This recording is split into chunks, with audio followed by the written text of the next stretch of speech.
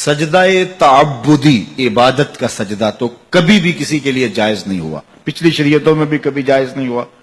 تو حضور کی شریعت میں بھی جائز نہیں، وہ تو صرف اللہ کے لیے ہی کیا جاتا ہے، اور اگر اللہ کے علاوہ کسی اور کے لیے سجدہ تعبدی کیا جائے گا تو شرک ہوگا۔ یہاں سجدہ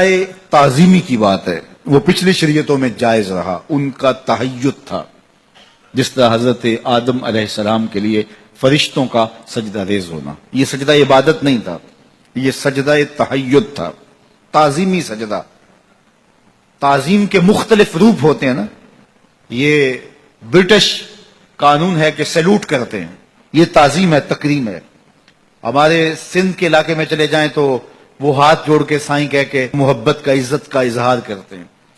ہمارے یہاں چلے جائیں سرائکی بیلٹ میں تو وہاں وہ پاؤں پہ ہاتھ رکھتے ہیں۔ تو مختلف ذرائع ہیں تعظیم کے، کہیں سیلوٹ کیا جاتا ہے، کہیں ہاتھ جوڑ کر کے، کہیں جو ہے وہ عزت کے لیے اور ذرائع ہیں۔ تو تحیّد کا سجدہ تھا کسی زمانے میں، اسی حضرت سیدنا یوسف علیہ السلام کے لیے 11 بھائی اور ماں باپ نے سجدہ کیا، جو انہوں نے خواب دیکھا تھا اس کی تکمیل ہوئی، اور پھر کہا یا ابات ھذا تعویل رؤیا من قبل، میرے باپ یہ ہے میرے خواب کی تعبیر جو میں نے بہت پہلے دیکھا تھا۔ تو وہ تعظیمی سجدہ تھا، وہ تکریم تھی، وہ سیلوٹ تھا،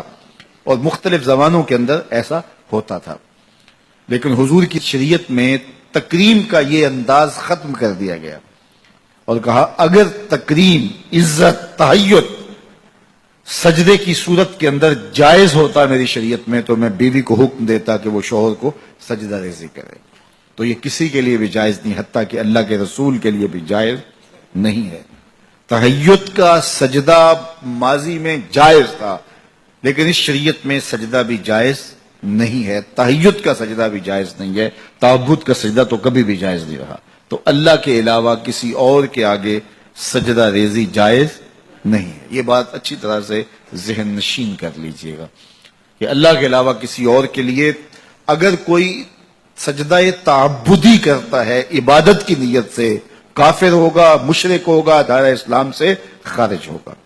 لیکن اگر کوئی تعظیماً کسی کے آگے سجدہ کرتا ہے تو ہمارے علماء نے لکھا ہے من وجہ شرک ہے، چونکہ حرام ہے، کفر نہیں ہے تو وہ کافر نہیں ہوگا، لیکن من وجہ شرک اس لیے ہے کہ کوئی تیسرا دیکھنے والا شخص یہ کہہ سکتا ہے کہ یہ سجدہ تعبدی کر رہا ہے، تو من وجہ شرک ہے، من کل الوجوہ شرک نہیں ہے۔ لیکن جو عبادت کی نیت سے سجدہ کیا جائے وہ من کل الوجوہ شرک ہے، اور تعظیم کے لیے سجدہ حرام ہے، حرام ہے، حرام ہے، سخت حرام ہے،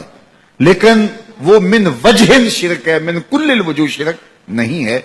چونکہ اگر من کل الوجوہ اس کو شرک قرار دے دے تو پھر حضرت یعقوب سے شرک کا کیسے ان کی طرف نسبت کی جا سکتی ہے، فرشتے کیسے شرک کر سکتے ہیں، یہ بات اچھی طرح سے ذہن نشین ہونی چاہیے۔ وَقَضَىٰ رَبُّكَ أَلَّا تَعْبُدُوا إِلَّا إِيَّاهُ، کہ اس کے علاوہ کسی کے لیے سجدہ ریزیاں